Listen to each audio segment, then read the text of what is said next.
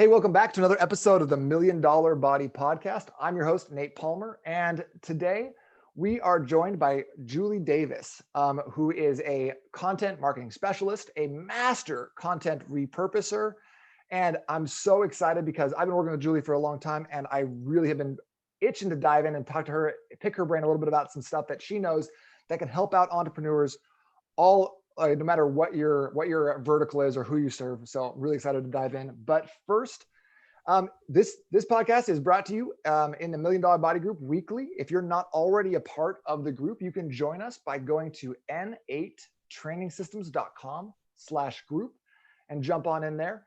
If you're here, you're probably a high performer, a real estate agent, or someone who is used to making sales for a living. So we're really, really excited to jump in and answer any questions you might have. So if you are seeing this live in the group, leave some of those questions in the comments and we'll get back to you on those. Julie, I'm so pumped you're here. Thanks for having me. So, my question is, am I your first female guest? Negative. That's a negative ghostwriter. Oh, dang it. I know. I'm sorry. I wanted that plaque. I mean, I can still get you a plaque. There's no question, but it won't say first female guest, Million Dollar Body podcast. It'll just say awesome guest. That's right. Male or female. Anyway. So Julie, do you want to jump in real quick and kind of talk a little bit about how we've been working together for the past year and what that's looked like on your end? Sure. Yeah. So ironically, I repurposed your podcast content.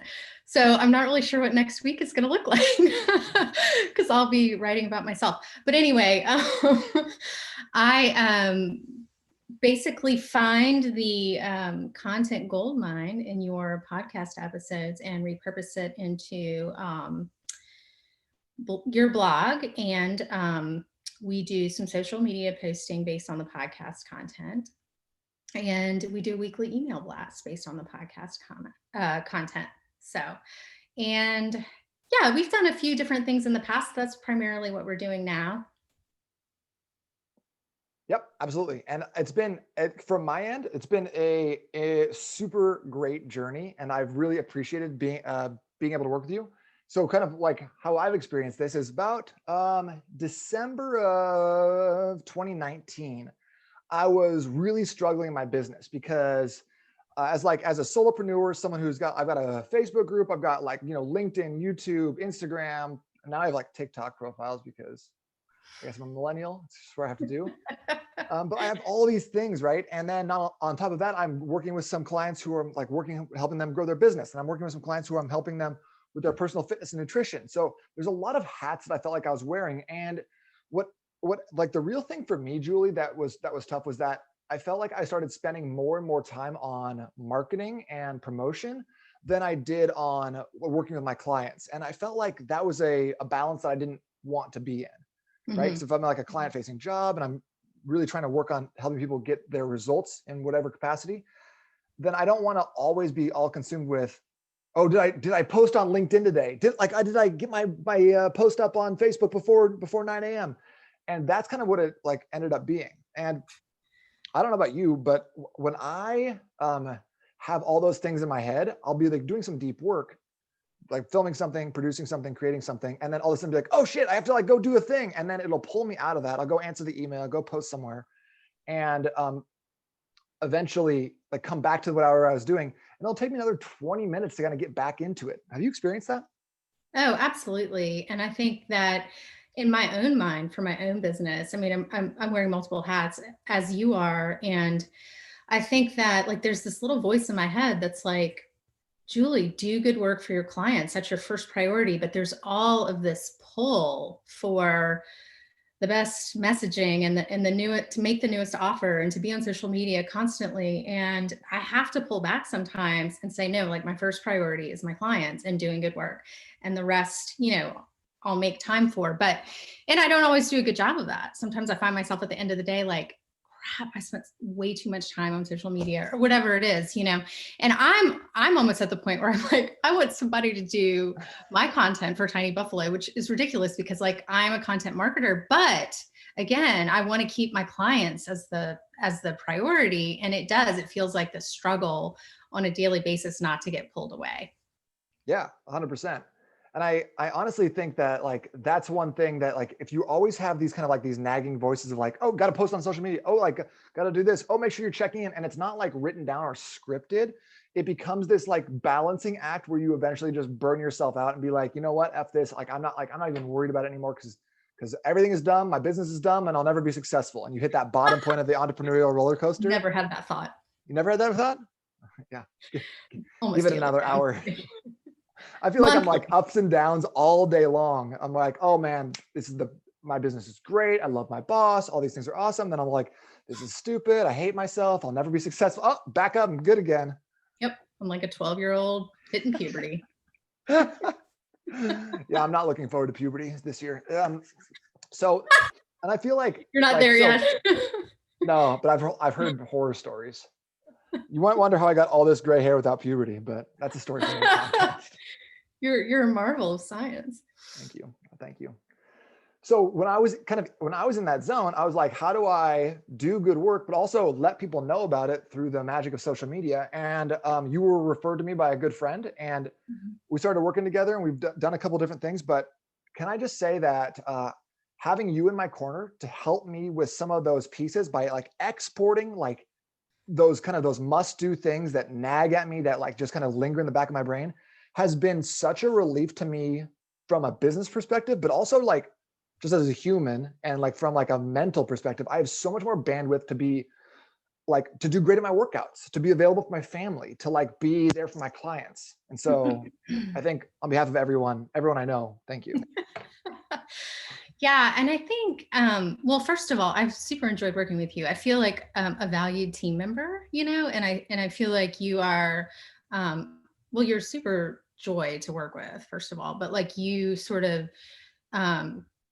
seek feedback, and I sort of seek feedback from you, and it feels like this mutually beneficial relationship. So that's been really awesome. The thing that I think about content is similar to the way that you think about the time or lack of time that entrepreneurs have because they're wearing multiple hats, right? So not every entrepreneur can get up and train for a marathon, and run 10 miles a day because they don't have time. Not every, entrepreneur can have some sort of really detailed, meal planner, meal prepping because they have kids and they have a job, and, their partner has a job. And do you know what I mean? So one thing that you really excel at is simplifying choices for entrepreneurs. And I feel like in the same way, not everyone's good at, first of all, knowing what good content is.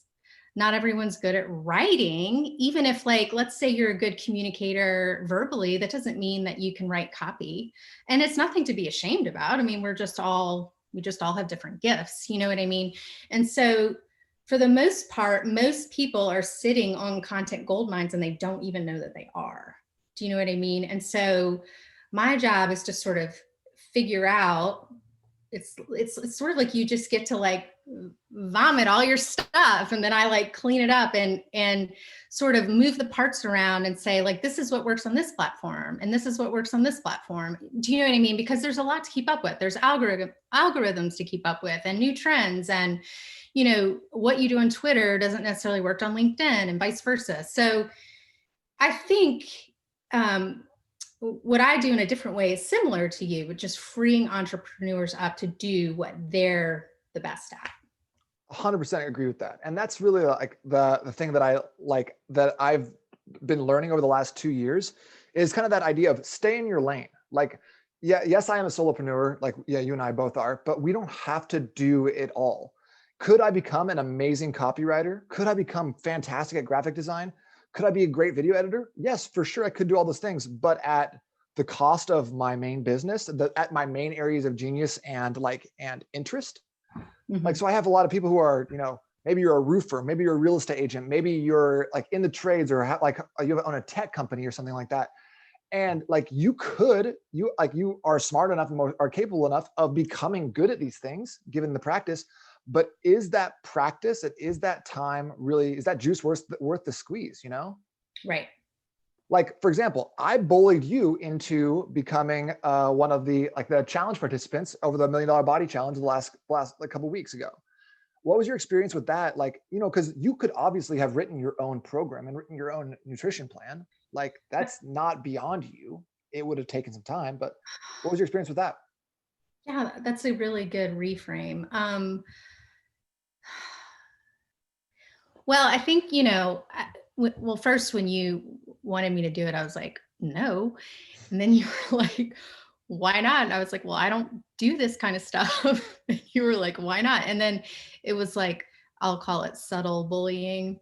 But and then I finally you know, decided to do it. And I think for me, what I was the most worried about was meal prepping and meal planning, because I'm like, my weekends, because I work all day and I have a family, my weekends are somewhat for rest, right? And somewhat for just domestic life, like laundry and just grocery shopping. And it's just like, I didn't want one more thing on my plate, right? And I asked you that specifically. I was like, is this complicated meal planning where I need ingredients from 3 different grocery stores to make it work and I can't pronounce the vegetables or whatever?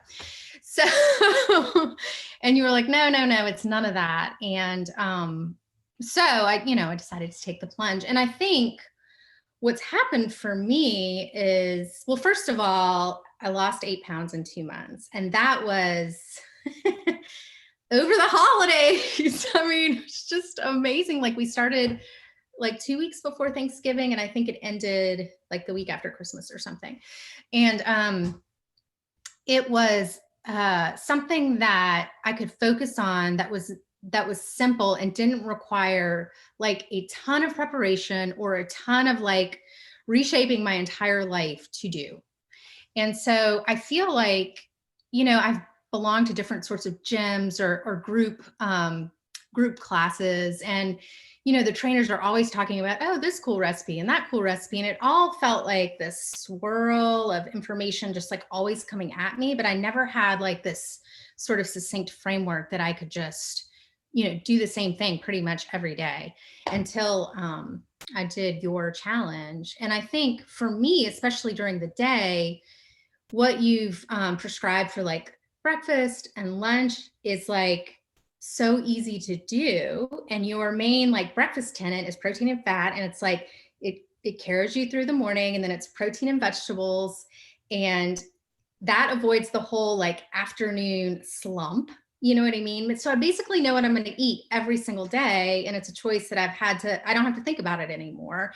And it actually does what you said it's going to do. It gives me sustained energy for the whole day. So I feel it's freed me up in a lot of ways to first, not feel guilty about not doing these complicated programs.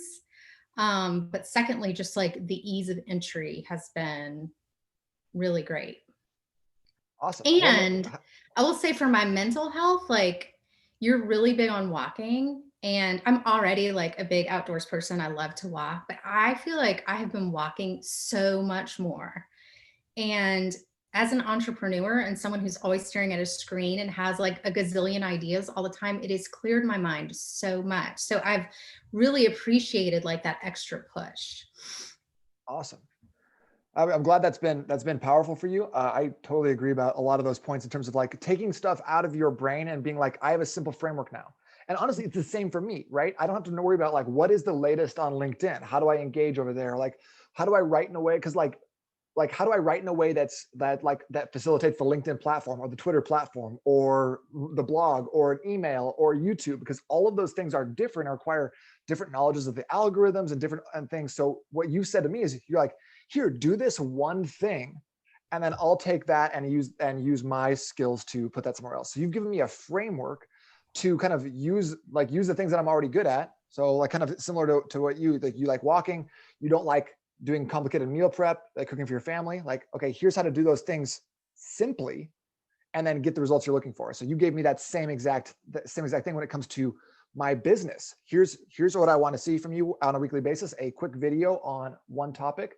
And now I'll break that apart into to things. So right. It really was so powerful because and also honestly, a confidence booster for me, because you were no, you're sitting on so much content. You just need to package it up just like this for me, and then I'll do the rest. Yeah. And Yeah. yeah, that's been incredibly powerful for freeing up mental capacity and also time, like so much extra time now to do things that I love doing. Yeah. That's awesome to hear. So what would you say to someone else who like someone who's, starting in their solopreneur journey, or they're working on like building like a course or something along those lines? Like what's the single most like powerful thing that they can do to create one piece of content on a weekly basis that can be turned into other types of content? Yeah, well, the key is to start with one piece of content. So it's really helpful to think of it as like a hero piece of content that is like the hub of the wheel, and then everything that else that goes out is like your spokes, and it sort of flows through that. So there isn't. It's not like that. There is no work, but it's just a little piece of work that then gets fanned out in a million different ways. And so like for you, if you really enjoy your podcast, like you don't, I mean, I know you do some writing and stuff like that, and you're a good writer, but you like enjoy doing your podcast. So it's like your hero piece of content is like your podcast. You're already enjoying doing it. It's not a big deal. And then you can package that or hire someone to package that into ways that work on different platforms. So, for instance, we've talked about doing like video teaser clips where you can just post like really short clips from your podcast of like the really powerful moments to draw more people into listening to the whole episode. Like that would be one example that you could use across like Facebook, Instagram. LinkedIn tends to be a little bit more of a professional network, very educational, but your content does really well there too, because how you present your content is very research based. And so you and I have started doing some LinkedIn content, which I'm super excited about, but it has a totally different format than Facebook or Twitter or Instagram. It's not image driven. And the way you set up your text is way different than the other platforms. So, so the one piece of content that you do is super important, but then you just get to leave it there and it fans out in multiple different like manifestations each week. Some people have enough content that they don't even have to, and you probably do too, honestly, but have enough content that I can just like go through it and have months and months of content without them doing anything. So yeah. I think a lot about like the trainers I know, and I know I know like a lot of real estate agents. I've worked with one. My dad's a real estate agent. These guys have videos that they've done talking about all kinds of different aspects of fitness or real estate or sales or like cybersecurity or different things like that. And so to realize that like, hey, you're sitting on like a marketing gold mine if you put it in the right hands or did the requisite work is really fun. Yeah, and most of that stuff can easily be turned into blogs, or easily be turned into a LinkedIn post. And the cool thing, I'm on a sort of a LinkedIn train right now. The cool thing about LinkedIn is that you can actually connect with people fairly easily, because when you connect with someone, it boosts your numbers and theirs. So it's like mutually beneficial. So most people accept connection requests, and you can filter like crazy, like to your target audience and connect with those exact people. So, you always want to remember that, the numbers aren't really the most important thing. It's the quality of your audience, and you want to be speaking to the people that need your services. So on LinkedIn, it's become super easy to do that. And so anyway, there are all kinds of like stuff like that you may not know as a business owner that I do. And I love this because I feel like we're giving people kind of a behind the scenes of how I run my business. And I've gotten a lot of questions about people who are like, how are you so prolific? How do you put out so much content on a daily, weekly basis that like I can't barely even keep up with your stuff, which is, good and bad. But it's like this is like how it's done, right? Where we take the one piece of content, which is amazing because it's like, okay, here's the theme for the week. Here's what we're talking about this week. So for me, that's like last week we talked about fasting, right? Which we were tweeting about it. I posted on Facebook about it. I did the podcast about it. You put out the blog about it. That came out in the email, so we talked about it and hit like hit people in a variety of different ways on a variety of different mediums. Because and a lot of people say like, oh, but like I don't want to post the same thing twice. But most of the time, if I'm interested in the subject, I can read the same post, blog, or listen to the same podcast 2 or 3 times without fully absorbing all that information. So I feel like it's great to be able to give people like, hey, yes, I know you saw a part of the podcast, or I know you watched a little bit of the YouTube video, but here's an email that kind of summarizes it for you, and just give them more ability to access information on their terms. Because really your clients are voting on how they want to receive this information, right? Well, yeah, and I think one of the big myths is like if I'm putting a bunch of stuff out across platforms, people are going to be bored or feel like they've seen it so many times, and it's going to be a turnoff. But honestly, most of your Facebook people probably aren't on LinkedIn. The people that are getting your email are probably not reading your blog. And there's not as much crossover as we think. And plus, I mean, not everybody is looking at all. I mean, it's kind of a little bit egocentric for us to think that like people are looking at all of our platforms every single day. People have crap to do. Like Can't get enough Nate Palmer. Gotta so just keep searching me out. Find me on I don't know if I can MySpace. So it can feel redundant on your end, you know what I mean? But for your audience, it's really hard for anything to feel really redundant. And plus, there is the marketing rule of 7, where it takes pretty much 7 times for for you to come into somebody's purview for them to be convinced of something. I mean, it's a lot. So we actually need to be repeating some of our main content over and over and over again. I mean, but that's also where a good content marketer comes in, is because you can say the same things, like with the same core tenets, but you can put a different flair to them. And I mean, like I even see that across platforms with the exact same piece of content. Like I love reading what you do to what I say about what I say in the podcast, or how I address certain things. Cause I'm like, oh yeah, like that is a really good way of thinking about that I didn't even get a chance, like that I would have not thought about ahead of time. So it's fun for me from a couple of different perspectives in that way. Yeah. I think also like one thing that's been great and kind of similar to what you were talking about with like your fitness and outsourcing that, is that like I do like writing a blog, but I don't want to have to do one once a week. Like that's not fun for me, and like kind of steals my joy if I'm like forcing myself to write a blog or film like a specific video every single week. I was doing that for a while there, but it was just really like it became kind of taxing. Yeah. With this, it's like I can put all my eggs into one specific basket and then just trust that you're going to help me like reach as many people as possible and do it in a fun and engaging way that provides me with a ton of assets long term. I like where's the downside there? Not much one. Yeah. So curious in terms of like some social media stuff. What are some trends you're seeing? I'm putting you on the spot a little bit here, Julie. We didn't talk about this. Any trends that you're seeing that entrepreneurs, people who are building their business through social media posts, coaches, consultants, that can take advantage of moving into 2021? Yeah. I'm going to be real blunt. Like, I don't love Facebook to build a business. Now, you already have a really active group, so it doesn't apply to you. But I feel like the best way to build community on Facebook is through a group or live streaming.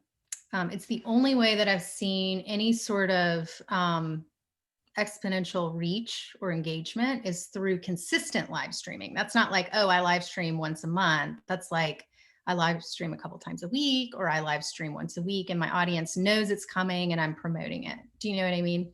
Mm-hmm. So that's Facebook.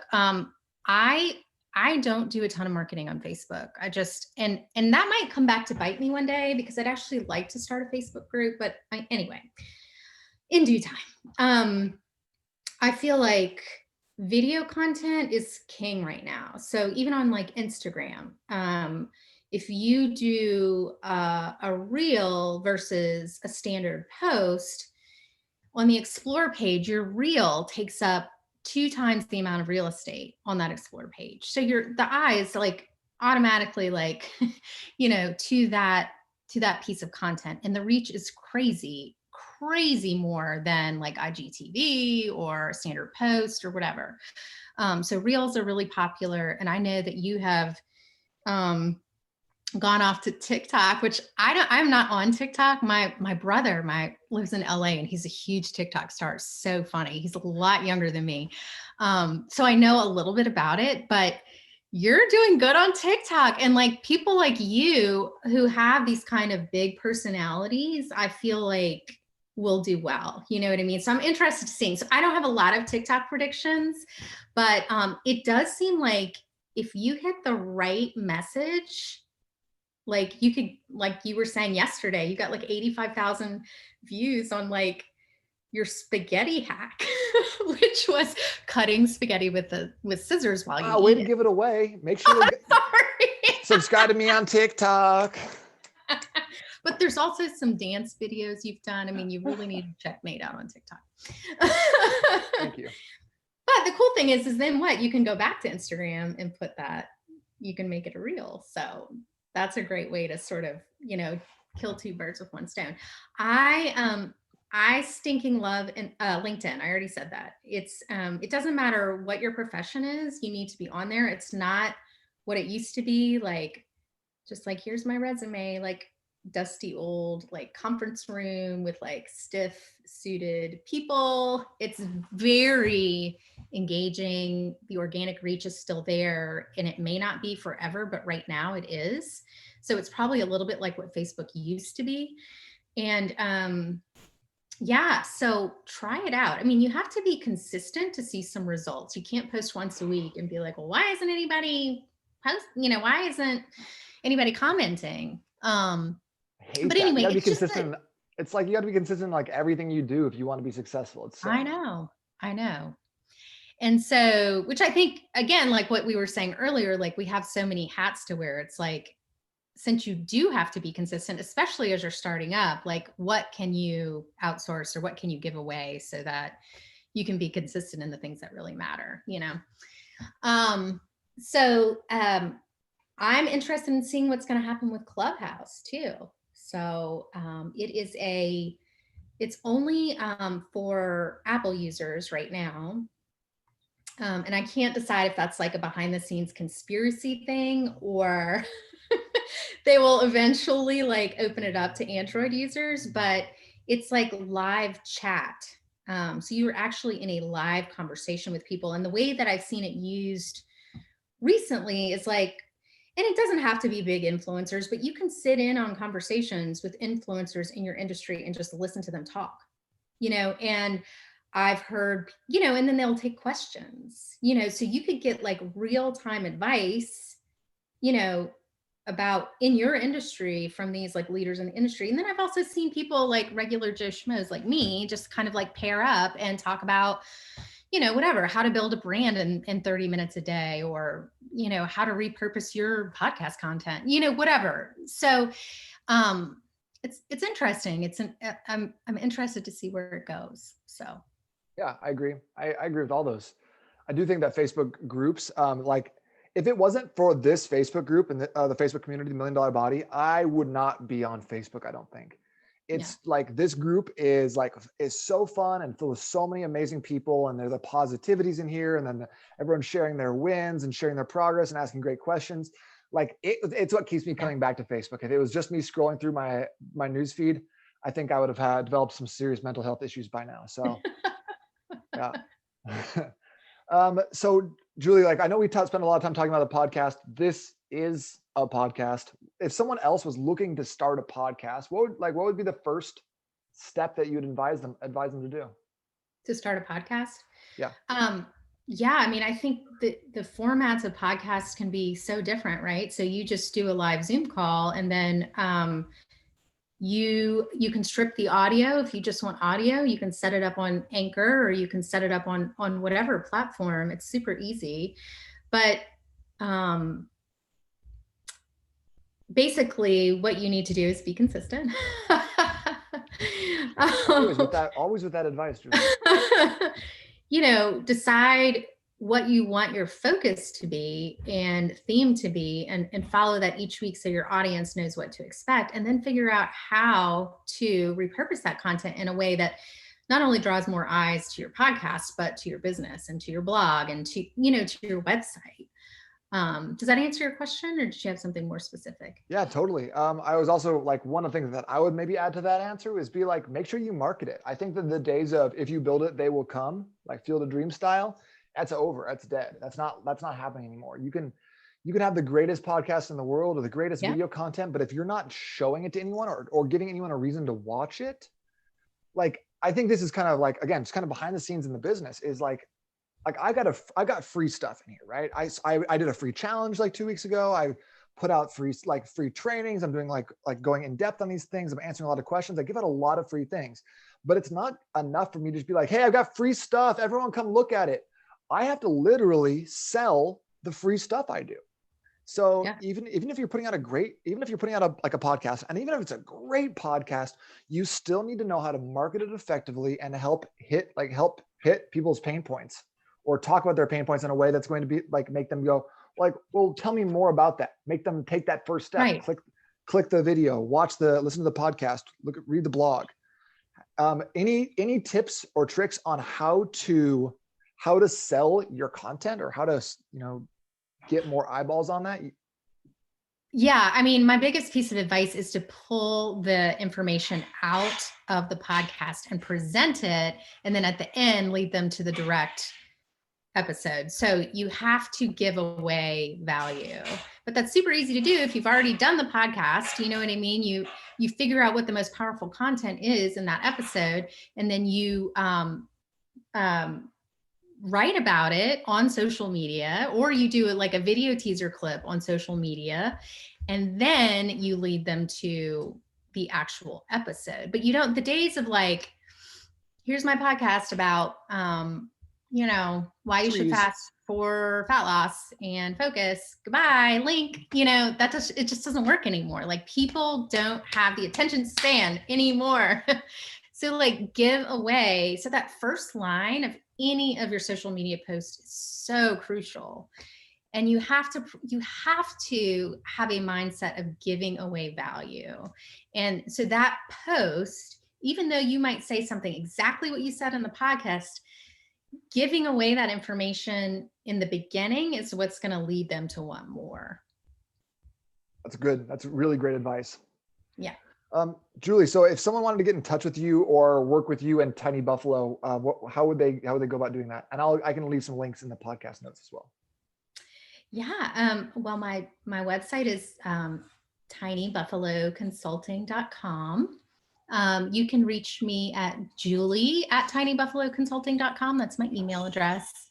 And I'm fairly good at answering any private messages on social media. Find me on Instagram, tinybuffalo_consulting. Perfect.